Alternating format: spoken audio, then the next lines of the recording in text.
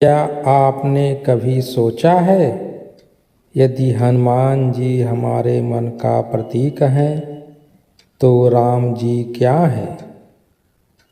क्या राम जी केवल एक ऐतिहासिक चरित्र हैं या वे हमारे भीतर छिपी हुई किसी गहरी चेतना का नाम है? आज हम इस रहस्य को समझेंगे। मनोविज्ञान, ध्यान और आध्यात्मिक दृष्टि से। तो की व्याख्या के अनुसार राम जी और हनुमान जी की कथा केवल कहानी नहीं है, यह हमारे भीतर की यात्रा का नक्शा है। हनुमान जी मन का प्रतीक कैसे? मन कैसा है? चंचल है, उछलता कूदता है, कभी अतीत में, कभी भविष्य में, कभी इच्छाओं में, कभी भय में। मन बिल्कुल बंदर जैसा है, इसलिए हनुमान जी को बानर कहा गया। लेकिन ध्यान दीजिए, हनुमान जी साधे हुए बानर हैं। यहाँ सबसे बड़ा संकेत छिपा है।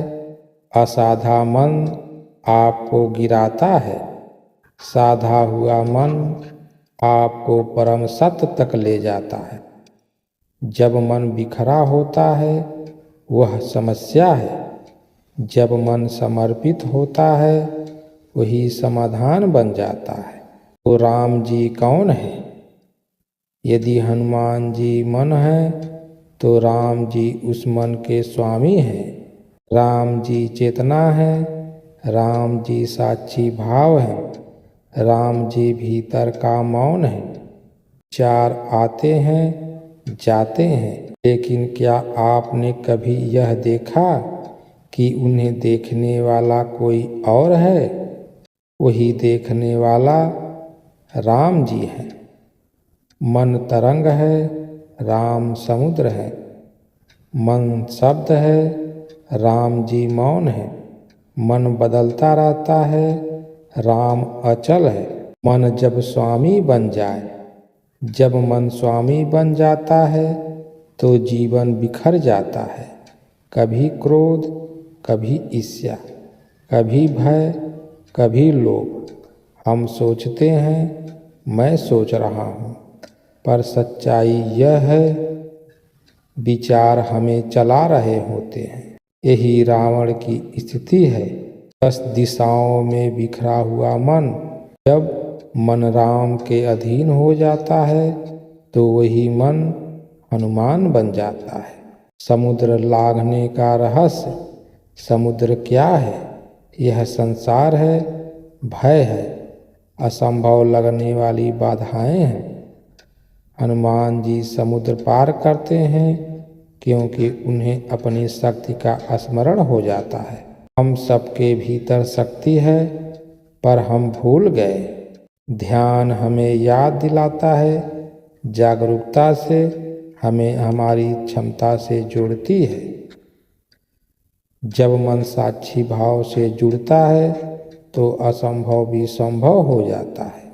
लंका दहन का मनोविज्ञान। लंका सोने की है, अहंकार भी बहुत चमकदार होता है, लेकिन भीतर रावण बैठा है, 10 सिर वाला अहंकार। हनुमान जी लंका जलाते हैं। इसका अर्थ है जब मन जागरूक हो जाता है तो वह अहंकार की संरचना को जला देता है।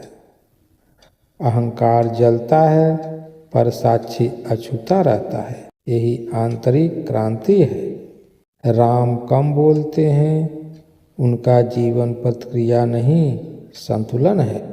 यह संकेत है साक्षी शोर नहीं करता।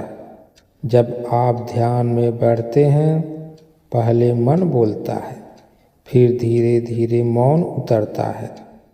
वही मौन राम है। राम बाहर नहीं मिलेंगे, वे भीतर की शांति में मिलेंगे। ध्यान क्या है? विचारों को रोकना नहीं, उन्हें देखना। जब आप देखने लगते हैं तो 2 चीजें स्पष्ट होती है, विचार और देखने वाला।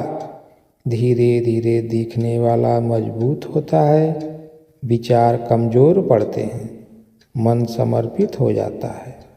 और जब मन समर्पित होता है तो जीवन सहज हो जाता है। हनुमान में अपार शक्ति है, लेकिन वे कभी कहते नहीं मैंने किया। वे कहते हैं सब राम जी की कृपा है। यही आध्यात्मिकता है। शक्ति प्लस अहंकार यानी विनाश, शक्ति प्लस समर्पण यानी करुणा। राम जी दिशा है, हनुमान जी ऊर्जा है। ऊर्जा बिना दिशा के खतरनाक है, दिशा बिना ऊर्जा के निष्क्रिय है। दोनों का मिलन ही पूर्णता है। प्रेम का रहस्य, हनुमान जी का प्रेम शर्तों पर आधारित नहीं है, वह स्वार्थ रहित है। राम प्रेम का केंद्र है। जब मन प्रेम में डूबता है तो उसकी चंचलता समाप्त हो जाती है। स्वार्थ मन को तोड़ता है, प्रेम मन को जोड़ता है। राम प्रेम का ध्रुव तारा है। आज मनुष्य तनाव में है, डर में है, प्रतिस्पर्धा में है। उसका मन रावण की तरह 10 दिशाओं में भाग रहा है। यदि वह भीतर के राम को खोज ले तो जीवन बदल सकता है।